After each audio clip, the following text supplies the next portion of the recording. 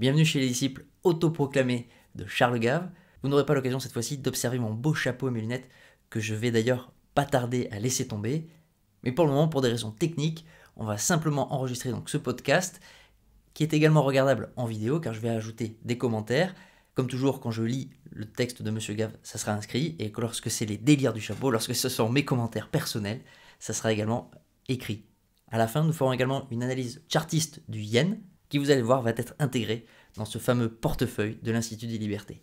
L'article que je vais vous lire a été publié le 28 avril 2024 sur l'Institut des Libertés.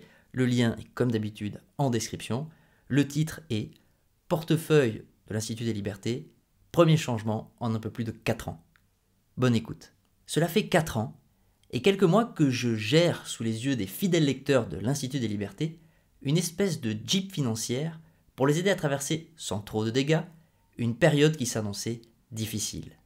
Ce portefeuille était investi à 50% dans des sociétés françaises qui n'avaient et n'ont toujours pas de dépendance vis-à-vis du gouvernement français. Dans cette partie que j'appelle fragile, parce que les cours peuvent y baisser fortement, je ne touche à rien. Premier petit commentaire, je vous rappelle les 10 actions que M. Gave avait choisies de façon théorique. Tout ça n'est évidemment pas un conseil d'investissement et je ne fais que rappeler le portefeuille théorique de l'Institut des Libertés. Donc dans les 10 actions, nous avions L'Oréal, LVMH, Pernod Ricard, Sodexo, Capgemini, Total, Schneider, Danone, Air Liquide et enfin la dernière, Accor. Je reprends le texte. Dans l'autre moitié, la partie antifragile, j'avais mis 33% d'obligations de gouvernement chinois et 17% d'or. J'ai pris la décision de sortir des obligations chinoises pour me mettre en cash, en yens. Pourquoi ? Parce que j'ai bien gagné ma vie dans les obligations chinoises et parce que le yen est donné dans la rue. Bien gagner ma vie. Celui qui aurait investi 100 € au 1er janvier 2000 en obligations chinoises aurait aujourd'hui 123 €, ce qui est très bien pour un placement défensif. Aurait-il détenu une obligation française, il aurait perdu 23%. En infâme financier que je suis, je préfère de façon générale gagner 23% que perdre 23%. Et comme les taux sur le 10 ans chinois sont passés pendant cette période de 3,2% à 2,3%, je me dis qu'il n'y a plus grand-chose à gagner, sauf sur le taux de change, peut-être. Mais alors, si je veux jouer au taux de change, je n'ai pas de raison de rester en obligation à 10 ans et je dois regarder s'il n'y a pas une monnaie qui serait plus sous-évaluée que le yuan. Et il y en a une, c'est le yen, qui est donné dans la rue. Pour ceux qui écoutent la vidéo en podcast, ici l'article nous montre un premier graphique qui nous montre la paire euro face au yen sur les 4 dernières années et avec une légende que je vais donc vous lire. En 2020, j'avais 120 yens par euro. Aujourd'hui, j'en ai 168. Mais comme mes 100 € sont devenus 123 €, je peux acheter 168 fois 123 égale 207 yens, ce qui me paraît bien. Et il me paraît très possible que le yen retourne à 120 dans les 2 ou 3 ans qui viennent, ce qui me ferait gagner 28% sur 33% du portefeuille, qui seront bien utiles si les autres parties du portefeuille venaient à baisser. Je reprends désormais le texte classique. Et donc, je vais mettre les 33% qui étaient en obligation chinoise en cash, en yens. L'euro ayant beaucoup monté depuis 4 ans contre le yen, comme le montre le graphique ci-dessus. Le lecteur attentif, à ce point du raisonnement, doit se poser la question « Mais pourquoi diable le yen devrait-il monter ?» La réponse est simple, parce qu'il est beaucoup trop bas. Ce qui m'amène à vous parler à nouveau de la théorie dite de la parité des pouvoirs d'achat. Cette théorie stipule que sur le long terme, le prix d'une voiture de luxe ou d'un Big Mac doit être le même entre deux pays qui commercent l'un avec l'autre. Prenons le taux de change du dollar contre le yen en exemple. La ligne rouge, en haut, est le ratio entre l'indice des prix japonais et le même indice aux USA. Si la ligne rouge baisse, cela veut dire que l'inflation est plus basse au Japon qu'aux USA, et donc que le yen devrait monter contre le dollar pour que les prix restent les mêmes entre les deux pays. On voit que la ligne bleue, le taux de change, revient toujours vers la ligne rouge. En bas, vous avez l'écart entre la ligne bleue et la ligne rouge, en noir. Quand nous sommes à 1, cela veut dire que les prix sont les mêmes entre les deux pays. Et le lecteur peut constater que la ligne noire est horizontale, ce qui revient à dire que la théorie est valable. On voit que depuis 2020, le yen s'est effondré vis-à-vis du dollar. Pourquoi ? Parce que les USA et l'Europe ont fait grimper leur taux court pour lutter contre l'inflation, ce que n'a pas fait le Japon. Et donc, tout le monde emprunte en yens, vend ses yens sur le marché et achète, avec le produit de ses ventes, des obligations américaines ou européennes. Et le yen s'écroule. Je reviens donc sur ce graphique, sur la parité de pouvoir d'achat, pour exprimer à ma façon comment on peut aussi interpréter pourquoi ce retour à la moyenne va se produire. Pourquoi ce que l'on appelle le marché, qui pour moi correspond à la somme des actions de tous les acteurs qui peuvent agir sur ce marché, que ce soit les particuliers ou les grands institutionnels, pourquoi il va y avoir un arbitrage. Il faut rappeler que nos devises, nos monnaies fiat, qui dépendent donc d'une zone géographique, leur pouvoir d'achat pourrait être analysé comme le ratio entre les biens et les services de la région concernée sur la masse monétaire. Le Japon produit encore beaucoup de biens et de services, il a une industrie puissante et tous ces biens sont achetables en yens. Si vous possédez des euros ou du dollar, il peut arriver à un moment où il devient très intéressant pour vous d'acheter du yen, donc des quantités importantes de yens, car le taux de change entre par exemple le dollar et le yen est effondré, pour accéder à des biens ou de services qui sont directement achetables, payables, échangeables en yens au Japon. Et c'est cet alignement d'intérêts, je répète, c'est quand les gens qui sont en euros, les gens qui sont en dollars, alors je parle des gouvernements, des institutions, des grandes entreprises, quand elles comprennent, quand elles voient l'intérêt d'acheter des yens pour obtenir des biens et des services achetables au Japon, quand ça devient très intéressant, c'est là que ce retour à la moyenne s'effectue et il peut s'effectuer de façon assez violente, surtout si l'écart à la moyenne est important, et c'est exactement dans cette situation, nous sommes exactement dans cette situation. Je reprends la suite du texte et le prochain graphique. Venons-en au cours de change yen-euro et à l'écart entre la parité des pouvoirs d'achat et le taux de change entre le Japon et l'Allemagne, que voici. La parité des pouvoirs d'achat est à 1, échelle de gauche, qui correspond à un taux de change de 120 yens par euro, échelle de droite. Sur ce troisième graphique, donc, qui illustre la parité des pouvoirs d'achat entre l'Allemagne, entre l'euro et le Japon, on voit comme l'écrivait précédemment M. Gave, pour 1 euro, vous obtenez aujourd'hui 168 yens. Vous avez donc un bien plus grand pouvoir d'achat lorsque vous passez en yens pour acheter des biens et des services en yens, que si vous restez en euros pour acheter des biens et des services en euros. C'est comme ça aussi donc, qu'on peut traduire, qu'on peut expliquer ces ratios. On peut reprendre l'exemple du Big Mac.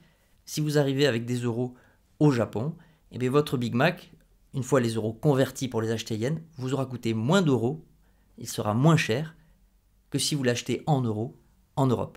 Bon, encore faut-il aller au Japon, oui, mais c'est un exemple et j'en reviens aux grandes entreprises, aux grands arbitrages que peuvent faire les grandes institutions et des gens qui font justement du commerce transnational. La différence de pouvoir d'achat et la différence donc, de pouvoir d'achat de nos monnaies fiat, car nous sommes dans un système de change flottant. Bon, je ne vais pas développer davantage pour ne pas vous embrouiller, mais c'est ça qu'il faut comprendre. Une monnaie permet d'acheter des biens et des services dans une zone définie.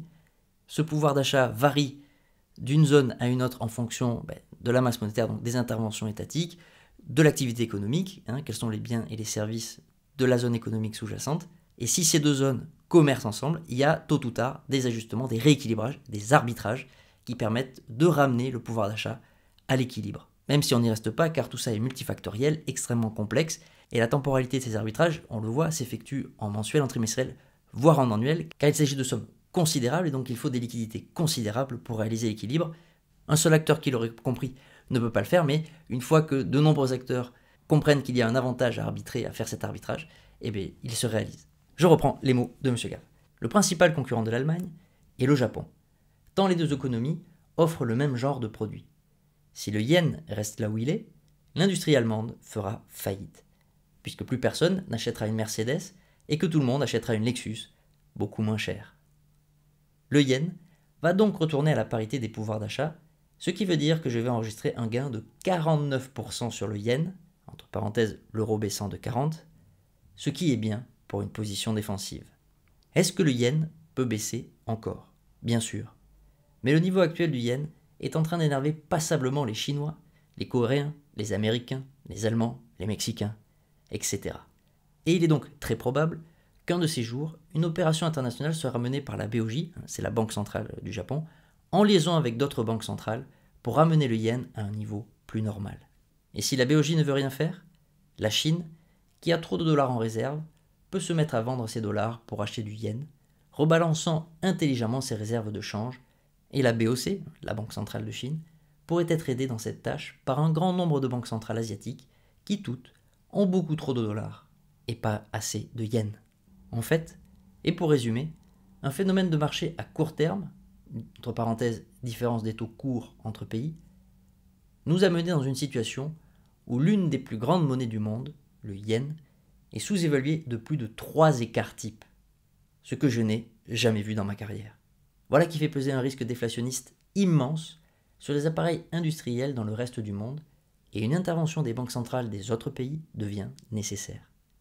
Si rien ne se passe, alors de nombreux pays vont ériger des barrières douanières contre les produits japonais. Et si cela arrive, je serai content, très content, d'avoir beaucoup de cash dans le portefeuille pour pouvoir acheter des actions qui auront beaucoup baissé. Fin de ce nouvel article de M. Gave. Je vous montre, comme je vous l'avais promis, l'analyse chartiste qui m'est personnelle. Attention, M. Gave n'y est pour rien.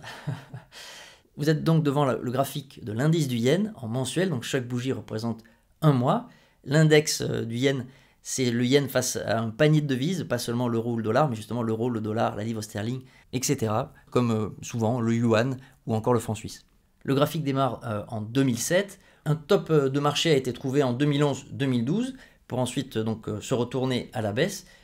Les prix, la force, le rapport de force du yen entre les autres devises en gros était neutre, a latéralisé de 2015 à 2022 avant de repartir à la baisse et de connaître donc les prix auxquels nous sommes actuellement. Ici vous voyez le RSI, qui est, si je simplifie, qui est le rapport de force entre acheteurs et vendeurs, qui est donc complètement maîtrisé par les vendeurs depuis au moins mars 2021. Il n'y a pas encore donc de signe de retournement, mais une divergence donc, entre l'action des prix qui réalise, vous voyez, de nouveaux plus bas, et l'action du RSI qui, lui, ne réalise pas de nouveaux plus bas. Comment interpréter ça? Alors c'est un faible signal, c'est un signal faible, pardon, qui peut être un signal précoce d'un retournement à la hausse, effectivement, de l'action des prix, même si, avant que les acheteurs donc, retournent réellement l'action des prix et repassent à la hausse, on peut latéraliser encore, voire même faire de nouveaux plus bas. Personne ne maîtrise le marché, personne ne maîtrise la temporalité, mais il est très probable donc, que dans les mois, années qui viennent, on aille à minima retester donc, ce support qui aujourd'hui est une résistance, car une fois qu'on l'a cassé, il faudra beaucoup de force acheteuse pour recasser cette résistance, mais entre maintenant et ce support, il y a quand même plus de 20% de gains de pouvoir d'achat par rapport à toutes les autres devises. Je répète, c'est le panier du yen. Ces mécaniques de marché donc, fonctionnent dans les retournements haussiers comme dans les retournements baissiers. Regardez, si l'on part de novembre 2009 à janvier 2012, l'action des prix réalisait de nouveau plus haut, alors que l'action du RSI, elle, n'en réalisait pas. Il y avait donc une divergence entre l'action des prix qui réalisait de nouveau plus haut et ce rapport de force du RSI qui ne réalisait pas de nouveau plus haut, en signalant que les acheteurs perdaient du terrain ou que les vendeurs gagnaient du terrain petit à petit. Mais vous voyez, ça a mis 3 ans pour cet actif, dans son échelle de temps, dans sa temporalité à lui, plus de 3 ans avant un véritable retournement qui, pour le coup, là, a été très violent. Il se pourrait que nous soyons donc, dans la même phase, c'est-à-dire un retournement de l'action des prix, mais qui pourrait prendre peut-être 3 ans. Et donc, si, admettons qu'on ait touché le bas de marché en octobre 2022, peut-être qu'il nous faudrait attendre octobre 2025 avant de voir un véritable retournement à la hausse et un gain en pouvoir d'achat pour le pari, la spéculation que propose M. Gave. Quoi qu'il en soit, c'est à vous de décider, c'est vous qui devez prendre la décision, pas M. Gave, pas moi. Vous devez être maître de vos investissements. Et en attendant, claquez le pouce, abonnez-vous, prenez soin de vous et à très vite.